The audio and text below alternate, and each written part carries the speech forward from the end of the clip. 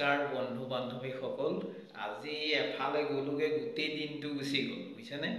আজি তেনেদৰে video' upload কৰিবলৈ সময় নাপালোঁ। বাৰু যাই কি নহওক, এতিয়া আজৰি সময়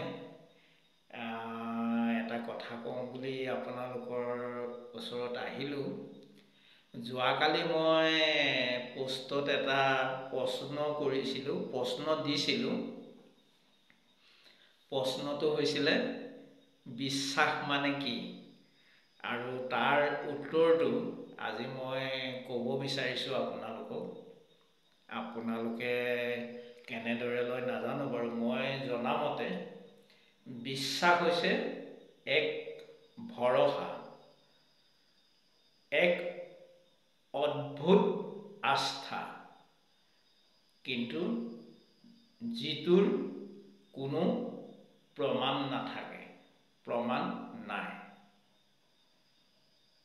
সেইটোৱে হ'ল বিশ্বাস। হয়নে বাৰু কথাটো? আপোনালোকে কমেণ্টত জনাব।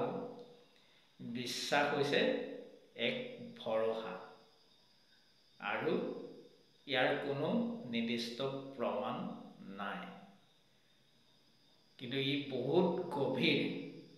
এই বিশ্বাসটো হৈছে বহুত গভীৰ, অগাধ আস্থা বুলি কৈছে। আমি এনেদৰেই জানিছোঁ। গতিকে আপোনালোকৰ আগত প্ৰশ্ন কৰিছিলোঁ যেতিয়া, উত্তৰটো আজি জনালোঁ আৰু আপোনালোকক।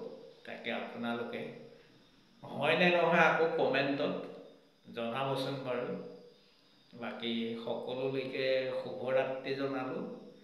সকলোৱে ধুনীয়াকৈ খাই বৈ ৰাতিটো জিৰণি লওক।